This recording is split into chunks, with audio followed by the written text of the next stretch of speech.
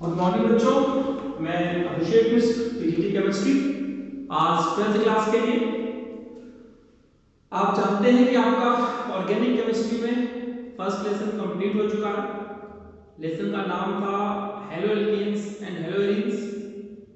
आज हम बात करेंगे alcohol, phenol, ether, aldehyde, ketones, acids, इन सब में या ऑर्गेनिक केमिस्ट्री में रिएक्शन मैकेनिज्म हम कैसे करते हैं। मैकेनिज्म का मतलब होता है possible pathway to reach the product from a particular reactant, कि इस रिएक्टेंट से ये प्रोडक्ट कैसे बना होगा, बीच में कौन कौन से इंटरमीडिएट आएंगे। इंटरमीडिएट 11th क्लास में आपने पढ़ा था कि carbonium ion, carbon ion, free radical, ये सब इंटरमीडिएट्स होते हैं जो किसी भी रिएक्शन के दौरान बहुत ही कम समय के लिए बनते हैं।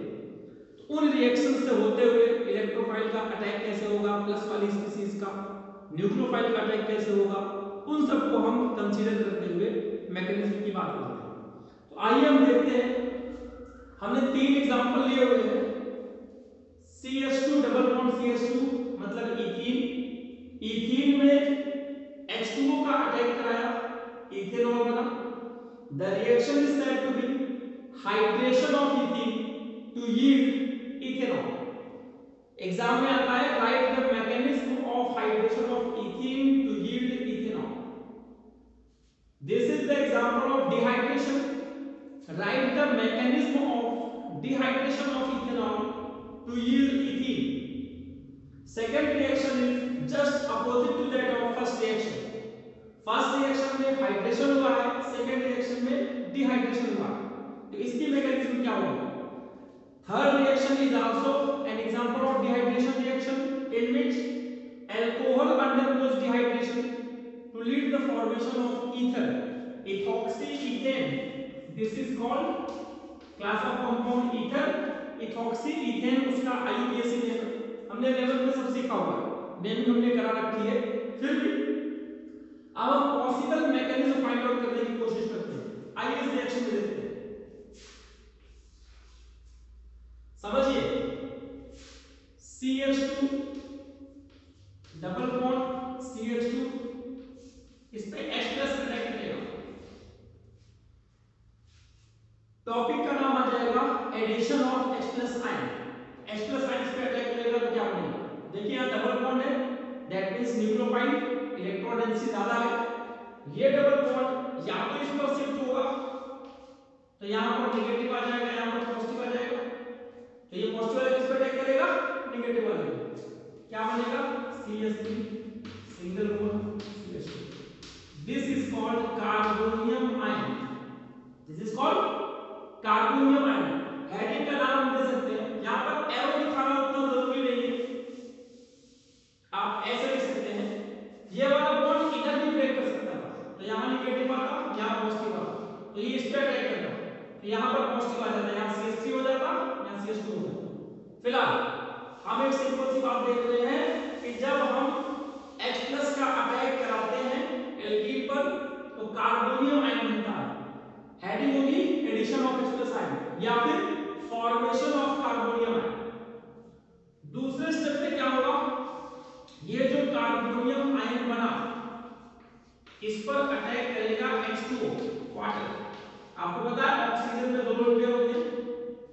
आप पहले से जानते हैं कि एक न्यूक्लियर का मतलब सिंगल बॉन्ड होता है, 2 न्यूक्लियर का मतलब डबल बॉन्ड होता है, आप जानते हैं।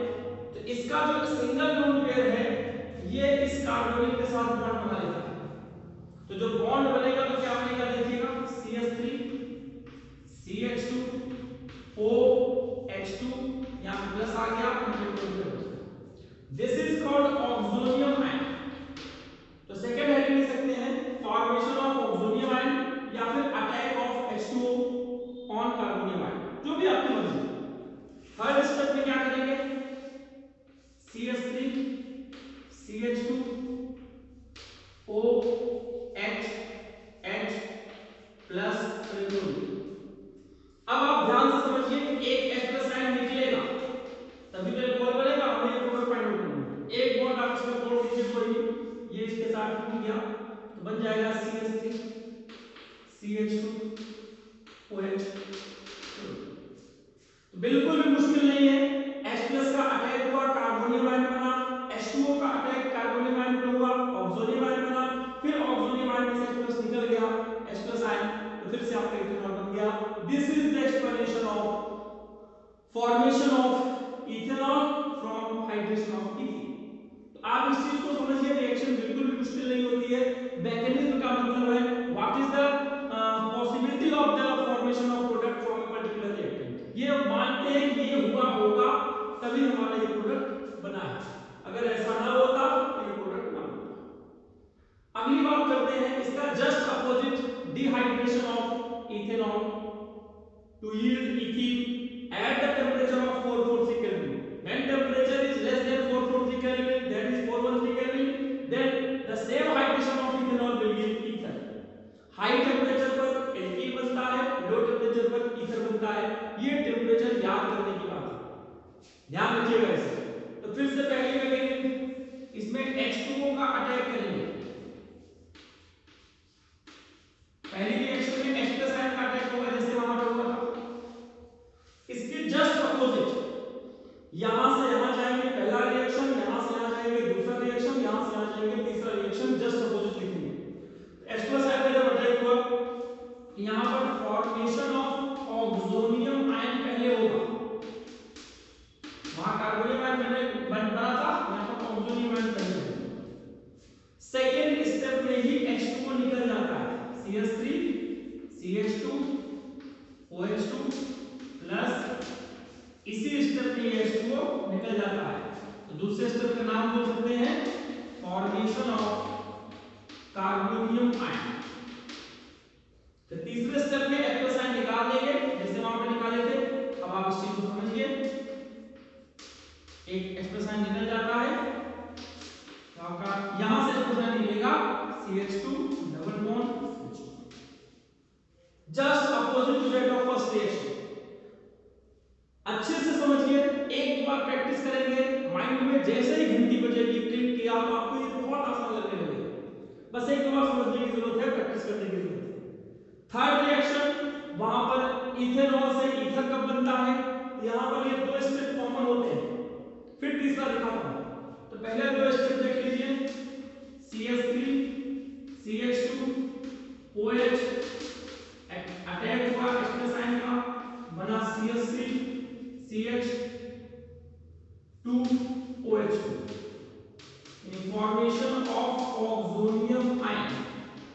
फिर दूसरे में फिर से वही step, CH3 CH2 OH2 oxonium ion, इसमें से H प्लस आयन निकाल दीजिए, क्या बन जाएगा CH3 CH2 plus H2, formation of carbonium ion. अब ये जो कार्बोनियम आयन बना, यहां देखिए 2 मॉलिक्यूल्स ऑफ एल्कोहल है, तो ये जो आपका कार्बोनियम आयन आपके प्रोडक्ट में सेकंड रिएक्शन में होगा, और second alcohol 2 molecules of alcohol are involved in the reaction, तो इसका लोड में इससे बॉन्ड बन रहा है। यही समझना ज्यादा इंपॉर्टेंट है। जैसे ये इसका लोन पर वाटर का लोन पर इसके साथ बॉन्ड बना रहा था, वैसे ही एल्कोहल का लोन पर इसके साथ बॉन्ड बना रहा है। सब हटा के H पर जो वाटर हो जाएगा, इसको जब लिखेंगे CH3, ये वाला CH3 पहले लिखेंगे, फिर ये वाला CH2 है, फिर प्लस की जगह ये बॉन्ड आ जाएगा, फिर ऑक्सीजन है, फिर H प्लस है, फिर ये CH2 है, फिर से CH3, यहां पर एक, यानी दोबारा यहां पर बनता है ऑक्सोनियम आयन। यहां पर दो बार ऑक्सोनियम आयन बनेगा, और लास्ट में मेरे ख्याल से आपको ऐसे ही समझ में आ गया होगा कि अगर हम H प्लस आयन निकाल दें यहां से, हमारा ईथर बना हुआ दिख रहा है। Removal of H plus ion,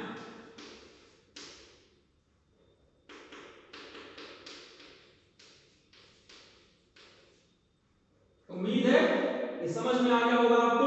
दो रिएक्शन कॉमन थी, तीसरे में एल्कोहल का अटैक, फिर से ऑक्सोनियम आयन बना, लास्ट में हमने H प्लस आयन निकाला।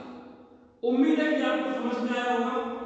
अब मैं इन पॉइंट्स को हटाकर एक दो मैकेनिज्म का जिक्र और कर देता हूं आपसे।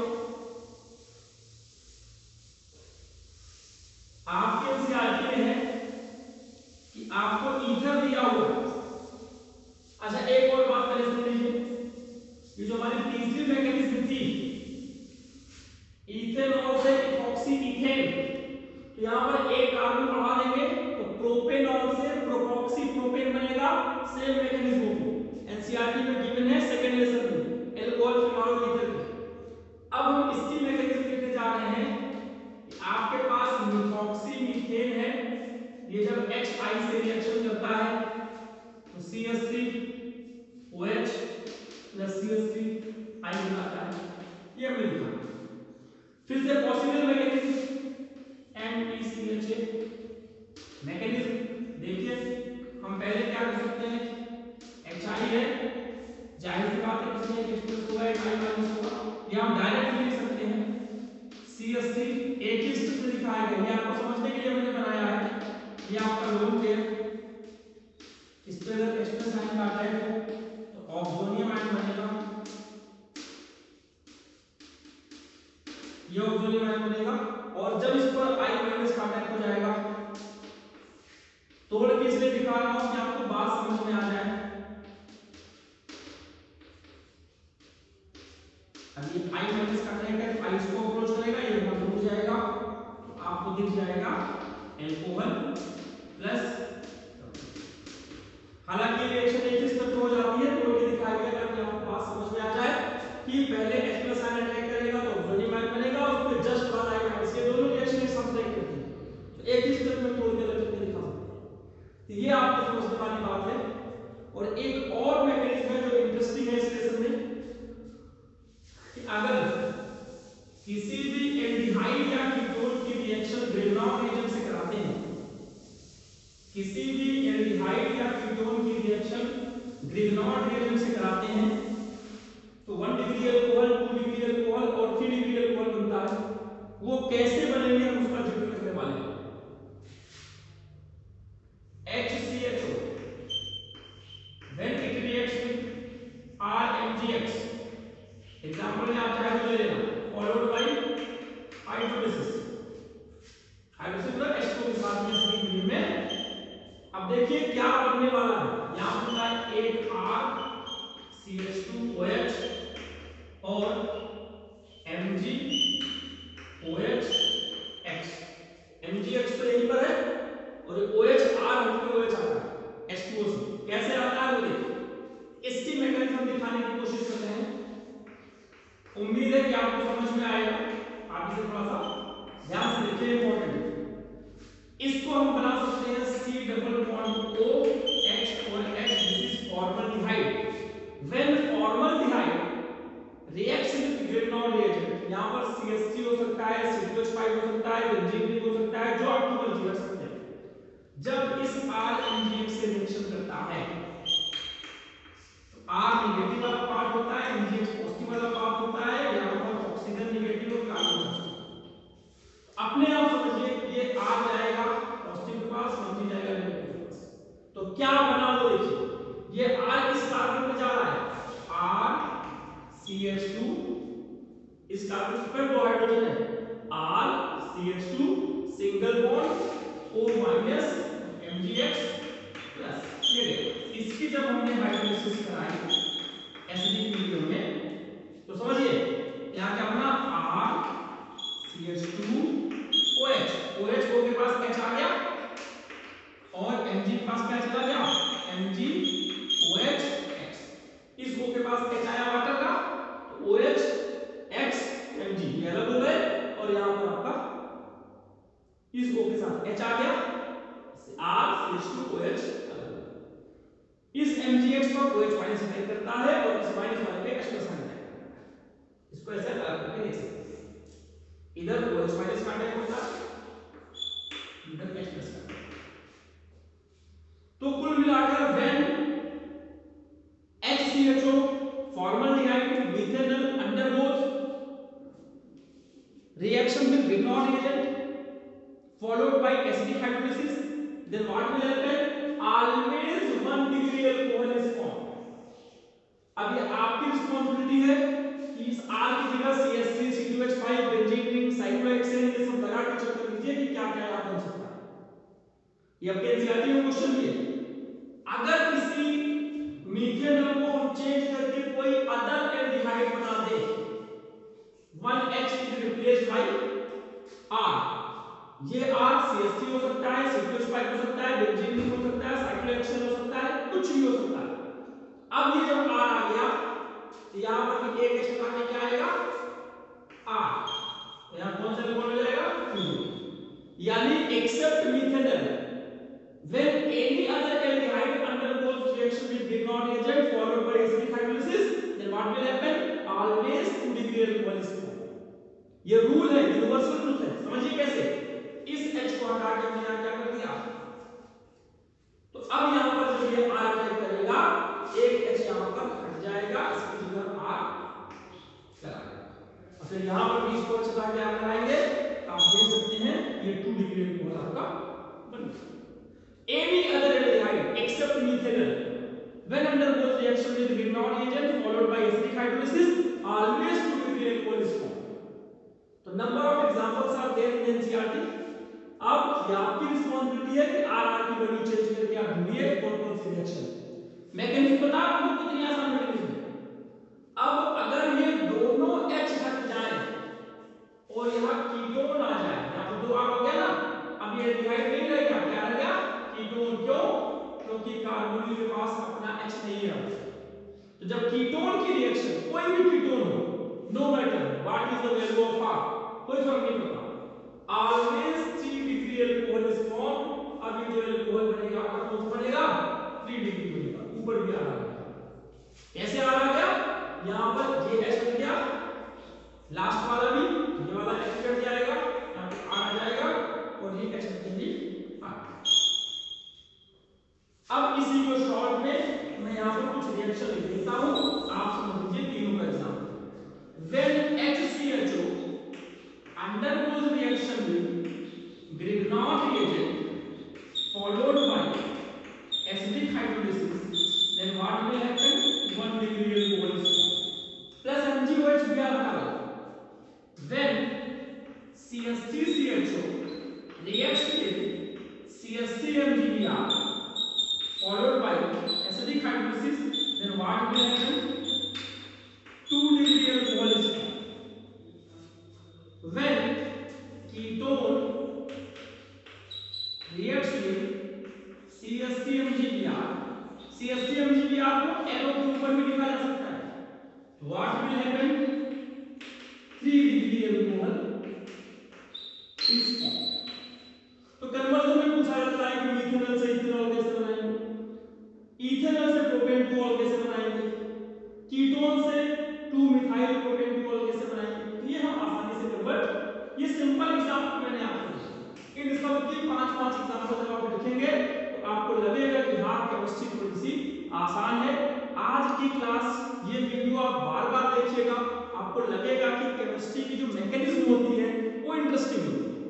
हर जगह यही देखना है कि प्लस वाला इलेक्ट्रोफाइल है, माइनस वाला न्यूक्लियोफाइल है, प्लस वाला माइनस पे अटैक करेगा, माइनस वाला प्लस पे अटैक करेगा।